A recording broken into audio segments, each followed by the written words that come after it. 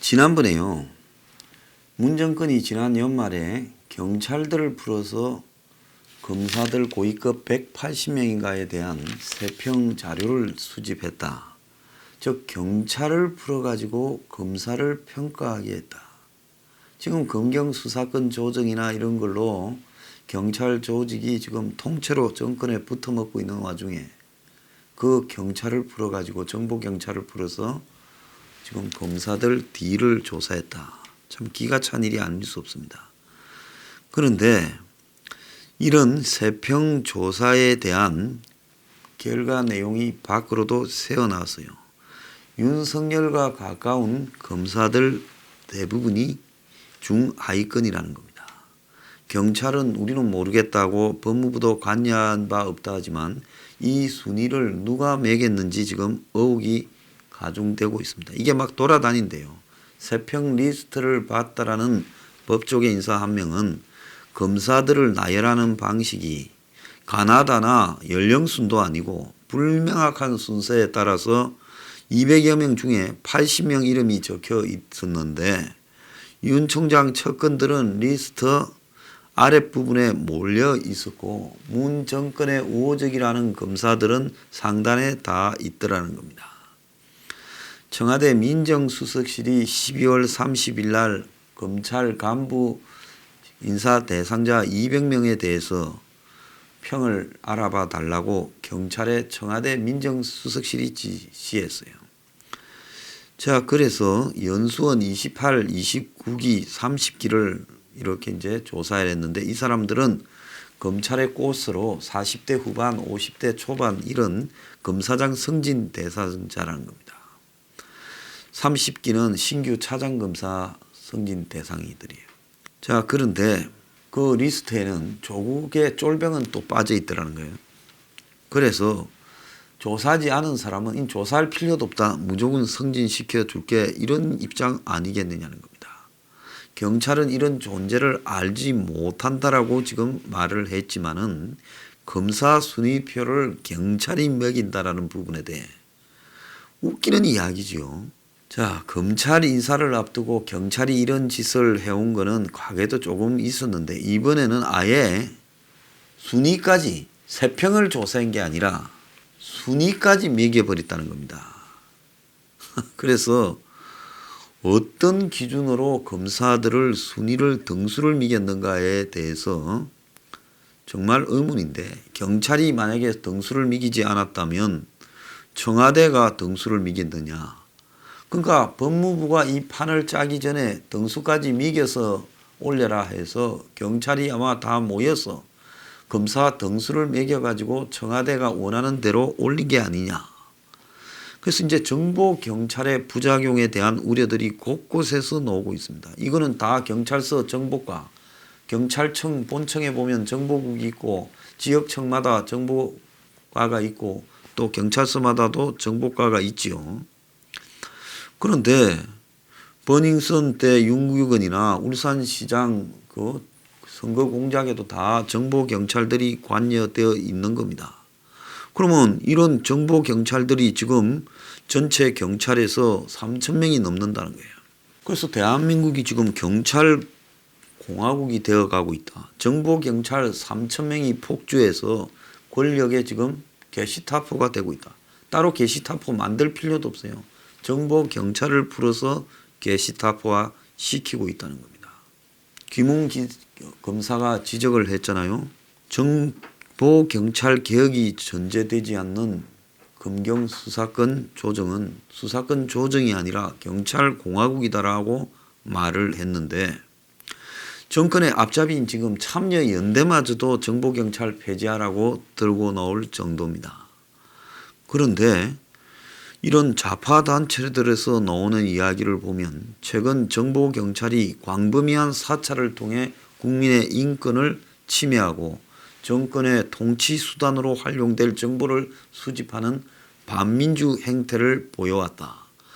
경찰의 정보활동 근거 조항을 삭제, 정보경찰을 폐지해야 된다. 그러니까 요즘 국정원이 대외 활동을 하지 않으니까 이제 이 정권이 정보경찰을 풀어가지고 과거의 국정원 IO처럼 쓰고 있다는 겁니다. 그래서 이 정권이 정보 경찰에 과도한 힘을 실어주고 있는데 과거 이런 부분들이 자유당 정권이나 자신들이 독재 정권이라고 말한 그런 정권에서 폐해가 이만저만이 아니었죠. 근데 경찰 개혁한다 해놓고 그건 싹 빠져버렸고 그중에 핵심인 정보 경찰을 어떻게 한다는 말은 다 빠진 채 선거 때 이 사람들을 풀어가지고 이들을 이용해서 선거를 이기려고 한다는 겁니다. 자, 정보 경찰은 총책이 경찰청 정보국이래요. 그런데 이 최근에 경찰청 정보국 산하 정보심의관 자리를 놓고 지금 완전히 그냥 의회 인사가 발탁되었다든지 이런 지금 경찰청 내부의 잡음들도 나오고 있고 또 정보국에 최근에 1, 2, 3, 4과장까지도 전부 교체됐다는 겁니다. 그런데 이런 정보심의관과 정보과장 인사들이 비전문가들, 정보를 해오지 않은 비전문가들이 오면서 이제 가공된 정보, 권력자의 입맛에 맞게 그냥 양념이 된 정보가 이렇게 제출될 가능성이 높다는 거죠. 그래서 정보라는 게 보편적 상식에 기반해서 수집돼야 되는데 정보 업무를 하지 않았던 사람이 수장으로 있으면 앞으로는 이제 원하는 정보를 갖다 바쳐라, 만들어서 가공해오라. 그리고 듣고 싶은 정보만 듣고 듣기 싫은 정보는 안 듣겠다. 이런 거 아니겠느냐는 겁니다. 그래서 교통경찰이 지금 정보 이 부서의 중요 책임자로 오고 있다는 거예요. 그래서 경찰발 정보 왜곡이 굉장히 우려된다. 과거에는 정보가 여러 군데서 수집돼서요. 경찰 정보국도 수집하고 또 국정원도 수집하고 검찰의 범정에서도 수집하고 기무사 정보도 오고 그러니까 이걸 크로스 체크해서 어느 것이 맞는지 이렇게 할 수 있었는데 국정원도 최근에 정보 수집 않고 기무사도 이제 이름도 바뀌면서 안 하고 이래 되다 보니까 이제 남은 검찰 범정 조직도 지금 거의 축소돼 버렸어요. 이제 경찰만 남았다는 겁니다. 근데 최근에 문 정권의 고위직 인사들의 지금 임명할 때마다 난리가 나는 게 결국은 이런 정보들이 왜곡되면서 생긴 거라는 거죠. 그래서 한 군데에서만 올라오는 한정적인 정보를 갖다가 듣다 보면 크로스 체크가 안 돼서 지금 문제가 발생할 수밖에 없다는 겁니다.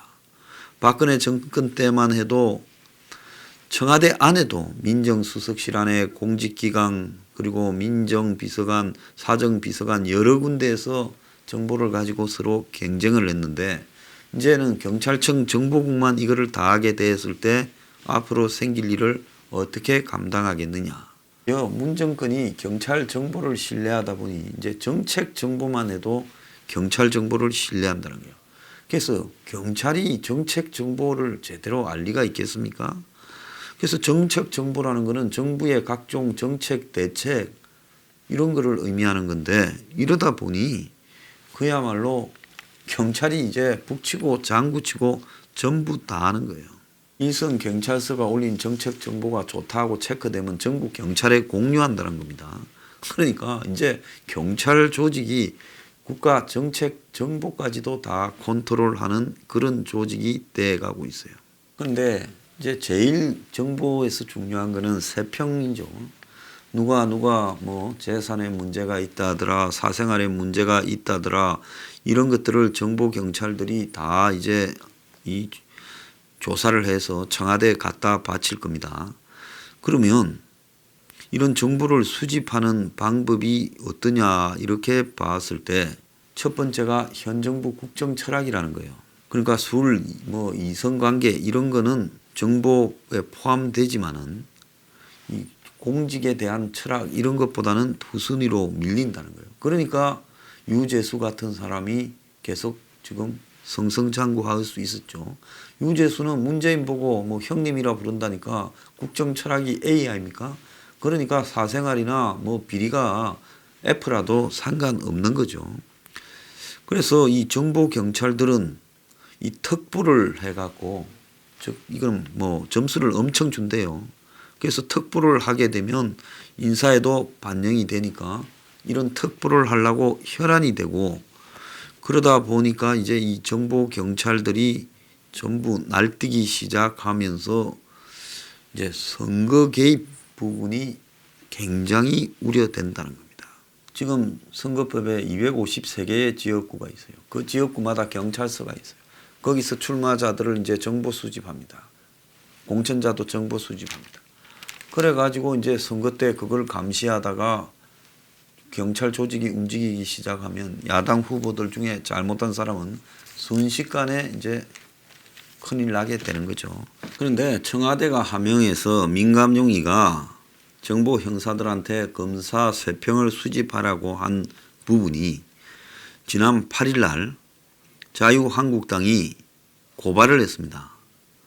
민감용 청장, 진경훈 경찰청 정보국장, 최강욱 공직기강 비서관 등 3명을 대검에 고발을 했어요. 자, 고발 내용은 검찰 승진 인사 대상자들에 대한 세평을 수집하라 이랬는데, 근데 청와대가 경찰청에 이런 명령을 내린 것이 직권남용, 권리행사 방해, 개인정보보호법 위반에 해당해서 경찰의 고유의 직무에 벗어나는 거란 겁니다. 그래서 한국당은 경찰이 검사 인사에 세평을 수집한 부분을 정보경찰의 임무는 치안정보 수집, 작성, 배포에 한정한다는 경찰청법 3조를 위반했다. 그래서 지금 이걸 고발을 했고요. 또 경찰이 정치적 중립 의무를 어기고 직권을 남용했다는 겁니다. 허용된 권한 외의 세평 수집은 법적 근거가 없는 불법적인 짓이다라는 게 지금 한국당의 입장이에요. 그래서 직무 범위에 해당되는 수집일지라도 정보 경찰관들이 특정 정파의 이익을 위해 조사하도록 지시함으로써 정치적 중립을 어겼다는 겁니다. 또 수집한 세평을 청와대에 유출한 것도 위법이라는 거예요. 그러니까 고발되니까 이제 검찰이 수사에 착수를 하지 않았겠습니까? 그러니까 경찰이요, 검찰 고위 인사에 대한 세평 작업을 한 부분을 또 파기를 했다고 엊그제 드러났어요. 검찰이 수사를 착수하니까 핵심 증거를 경찰이 없애버린 겁니다. 그러니까 고발된 청와대와 경찰이 대놓고 증거인멸을 했다고 국민 앞에 떳떳이 그냥 말을 하고 있는 격이다라고 지금 한국당도 반발했는데요. 진짜 세평 수집을 해야 될 사람은 임종석 같은 사람이죠. 오늘 아침 신문에 보면 이해찬이가 임종석을 따로 불러서 출마하라는 거예요. 그리고 어제는 보면 임종석이가 그저께 검찰 조직을 다 없애버리고 하는 그날 MBC 방송에 나와서 정책 방송 1호를 했다는 거예요. MBC TV에, 민주당에. 그럼 임종석이가 정치 활동을 재개했다라는 의미예요. 그 다음 날 임종석을 불러서 출마라고 한 겁니다. 여당 내부에서 삼고초려 행식으로 모셔와야 된다. 이렇게 말을 했습니다. 왜 임종석이 필요하겠어요? 북한이 최근에 한국을 사람같이 여기지 않습니다. 그럼 북한에 잘 통하는 사람은 누구예요? 임종석이죠. 각 방송사들 가지고 돌면서 뭡니까? 북한의 영상이나 자료 쓴 거 가지고 돈 받는 일 해오지 않았습니까? 북한의 대리 수금업자예요. 근데 임종석이가 왜 지난번에는 종로 나간다 하다가 비서실장 그만두고 이제 정계 은퇴한다고 이런 나이에 이야기를 했겠어요? 그때 한참 검찰이 조국 수사해야 되니까 임종석이가 뭔가 캥기는 게 있어가지고 지금 뒤로 빠졌다가 이제 그게 검찰이 거의 마비되니까 다시 정치하겠다고 등장하는 게 아니냐. 그래서 진중권이는 검찰이 무력화되니까 과거에 검찰이 한참 정권 비리 수사할 때 감 잡고 도망을 갔던 임종석이 돌아왔다고까지 이야기를 해요. 권력이 검찰을 완전히 장악하니 수사도 처벌도 받을 염려가 없어졌다. 신라전이니 라임이니 우리들 병원이니 하나도 걱정할 필요가 없다. 지금 진중권은 그렇게 말하고 있습니다. 검찰을 무력화시켜 놓았으니 문패거리들이 제 세상을 만났다. 검찰 눈치를 볼 필요가 없으니 그동안 해왔던 못된 짓을 앞으로 큰 규모로 할 거다. 100% 맞는 이야기입니다. 그래서 이와 관련해서 제가 봤을 때 지금 어제 제가 라임 자산운용 사태를 이야기를 하면서 이 좀 많이 이상하다. 여기에 권력 실세가 개입되어서 사모펀드 끌어다가 그야말로 망하는 회사들 인수해서 코스닥에 주가 조작하고 장난을 치는데 어떻게 그런 부분을 금융감독 당국들이 다 무마했냐. 더 나아가서 금융위원장이 은행장들 모아놓고 내부 통제라고 말을 했습니다. 문제는 은행의 내부 통제가 안 돼서 라임 자산운용 사태가 생긴 게 아니라 그걸 주도한 사기꾼들 이종필이 같은 사람이 그야말로 이 사기를 하려고 정권의 끈앞들하고 유착되어서 본격적으로 그들의 서포트를 받으면서 사기 행각을 벌인 악질적인 사기꾼에 의한 금융 사기 행위예요. 그러면 라임에 대해서 사법 조치를 하도록 고발을 하는 게 우선인데 은행 보고 내부 통제하라고 입단속하라고 한 겁니까?